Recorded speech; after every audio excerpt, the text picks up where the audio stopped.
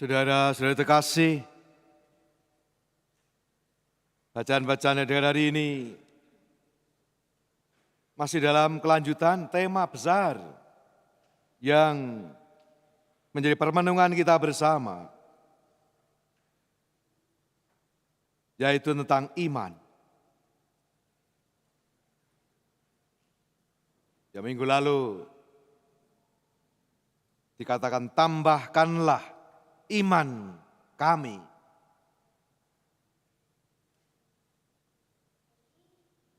Dan Yesus mengatakan, pergilah, imanmu telah menyelamatkan engkau.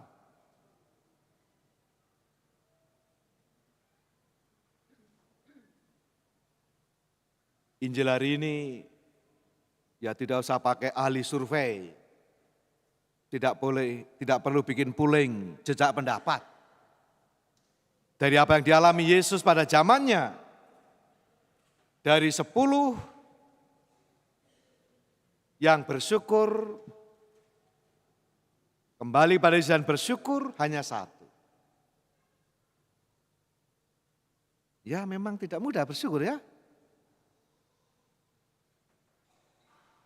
Moga-moga Anda semua masuk yang mana ini? Harapannya adalah ya 9 dari 10 itu ya lumayan itu. Harapannya 10 dari 10 itu bersyukur. Tanda kalau kita sungguh beriman adalah kalau kita mampu bersyukur. Bersyukur atas segala kebaikan Tuhan dan lalu iman yang hidup itu menggerakkan kita untuk bersaudara dan akhirnya berbela rasa, berbuah dalam tindakan kasih, kepedulian kasih kepada mereka yang menderita, mereka yang membutuhkan pertolongan kita. Dan iman itulah yang juga membuat kita mampu seperti Yesus, ya berani untuk mengambil sikap yang berbeda. Bukan biasa, bukan juga basa-basi, tapi berani tampil beda. Seperti Yesus, bukan asal beda, tetapi menjadi berbeda. Karena Yesus punya bela rasa, punya hati yang tergerak oleh belas kasih. Dan itulah iman yang hidup. Bukan percaya pada Tuhan, titik. Tapi iman yang membuat orang mampu menggerakkan untuk berbuat sesuatu yang nyata, bahkan berani berbeda untuk membawa kebaikan bagi banyak orang untuk memuliakan Tuhan. Maka kita diajak untuk benar ajarannya, benar ibadahnya, devosinya, benar tindakannya, benar perbuatannya, benar kelakuannya. Jadi kalau begitu baru benar, sungguh iman yang benar-benar sejati. Yang dalam istilah Santo Yohanes, penyembah yang sejati. Menyembah Allah dalam roh dan kebenaran. Dan bukan sekedar berhenti pada beragama. Beragama. Dan kisah yang digambar dalam Injil hari ini maupun juga dalam bacaan pertama, hal yang menarik, menggambarkan tentang situasi mereka yang masuk dalam kategori, kalau di dalam tema besar kita tahun ini, saudara yang lemah, miskin dan menderita. Dan pada zamannya, zaman Yesus, sosok figur dan juga zaman Elisa, penyakit situasi yang dialami oleh Naaman maupun 10 orang kusta itu. Situasi yang sungguh-sungguh mereka yang terpinggirkan, mereka yang terbuang dari masyarakat, mereka mengalami penderitaan yang bertubi-tubi. Fisik tentu saja, kalau dia mengalami kusta, nah kalau Anda pernah sesekali ya boleh lihat, boleh berkunjung itu ke Tangerang itu. Sana dulu pusat rumah sakit Sitanala itu dulu, tempat merawat mereka yang sakit kusta itu. Macam-macam, termasuk akhirnya satu persatu bisa hilang anggota tubuhnya itu. Jari-jarinya bisa hilang, bagian-bagian tubuh yang bisa hilang. Kalaupun lalu meninggalkan cacat atau hilangnya anggota-anggota badan mereka, penderitaan fisik, juga penderitaan psikis dan mental, ya dibuang, disingkirkan. Tidak boleh hidup dalam kebersamaan. Mereka enggak boleh berada di tengah-tengah masyarakat. Mereka harus diusir. Bahkan kalau perlu, ya kalau diteriaki minggir oke. Tapi kalau enggak mau ya boleh dilempari batu boleh. Itu aturannya. Dan bahkan juga mereka dalam sisi agama Yahudi pada zamannya dianggap orang-orang yang berdosa, yang dikutuk Tuhan. Waduh, ini penderitaan yang bertubi-tubi. Fisik, mental, sosial, bahkan keagamaan sekalipun. Ibarat kata mereka sudah mati, kendati badannya masih hidup. Itulah situasi yang digambarkan sebagai kusta pada zaman Yesus. Dan Yesus hadir memberikan hidup yang baru. Yesus tidak mengusir mereka. Karena kalau menyentuh mereka, ya pertama ketularan, bisa. Tapi membuat mereka najis. Dan karena itu enggak boleh ibadat.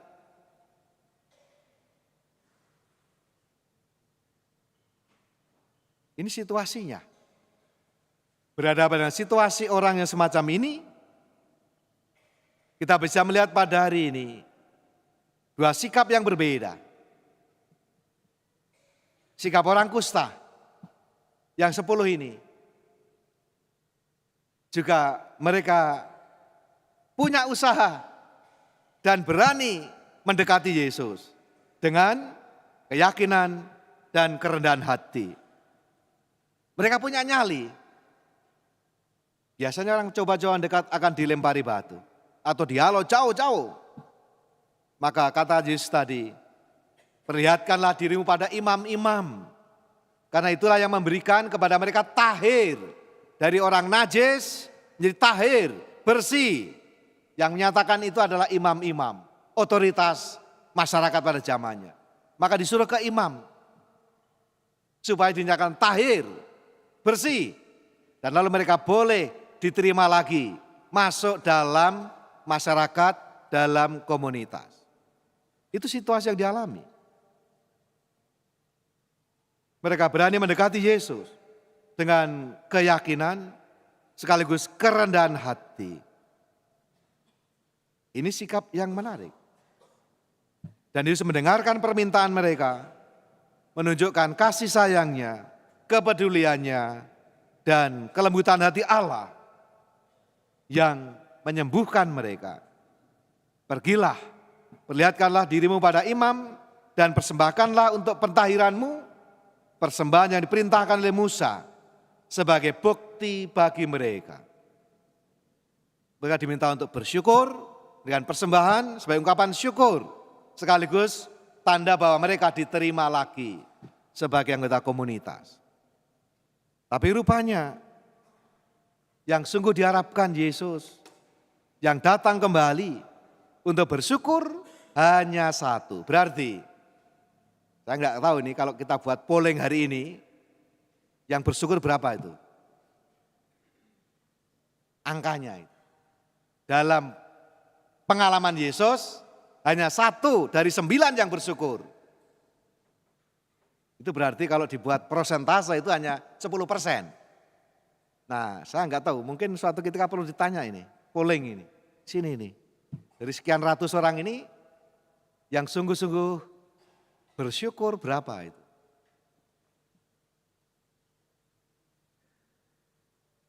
Yang sungguh bersyukur atas hidup, atas segala berkat yang Tuhan berikan.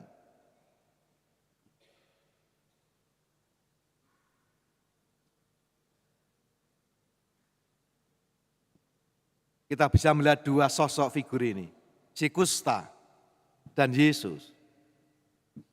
Dan kalau Anda masing-masing membayangkan, mengkontemplasikan, bercermin dari pengalaman dari 2 si kusta dan Yesus, Anda ada di mana itu? Anda ada di mana itu? Apakah Anda merasa dalam pengalaman seperti si kusta ini, yang mengalami penderitaan bertubi-tubi, yang dibuang, yang disingkirkan, yang dijauhi? Atau Anda berada pada situasi yang dihadapi Yesus? Orang-orang kusta yang datang untuk disembuhkan, untuk mendapatkan pertolongan. Nah, bagaimana sikap Anda kalau menghadapi orang-orang yang digolongkan sebagai orang kusta itu? Apa reaksi Anda? Apa respon Anda? Ini cermin hari ini, diberi cermin. Anda seperti di mana nih?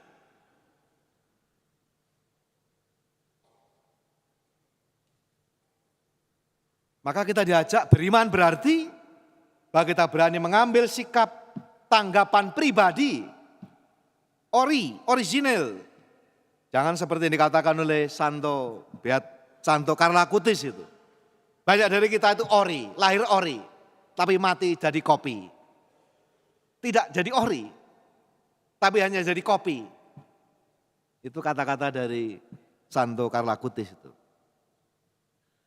Kalau sungguh beriman berarti kadang harus berani melawan arus, berani berbeda sikap, membuat perbedaan. Bukan asal beda, tapi karena memiliki bela rasa. Nah, itu yang diharapkan. Sikap itulah yang membuat perbedaan. Siapakah kita? Apakah kita sungguh-sungguh adalah murid Yesus sejati? Atau ya kita sama aja dengan yang lain. Hari ini kita diajak untuk berani membuat sikap, membuat perbedaan. Karena kita memiliki hati yang tergerak oleh belas kasih. Bukan asal nyeleneh, bukan asal beda. Tapi tergerak oleh belas kasih. Dan itu yang diharapkan dari kita semua, iman yang hidup, adalah iman yang menggerakkan kita untuk berbela rasa kepada sesama. Maka kalau Anda sekarang mengalami mungkin situasi seperti si kusta ini, merasa tak berdaya, putus asa, ditinggalkan, dibuang, disingkirkan, dikucilkan, dan seterusnya. Kalau Anda seperti itu, kabar gembira untuk Anda adalah, ya mari bangkit mengatasi segala hambatan, berani diri keluar dari situasi, dan juga berani berseru dan minta tolong. Sikap kerendahan hati, membiarkan Tuhan menjadi Tuhan atas hidup kita. Bukan memaksa, tapi percaya dan penuh pengharapan. Kalau Tuhan berkehendak, maka terjadilah.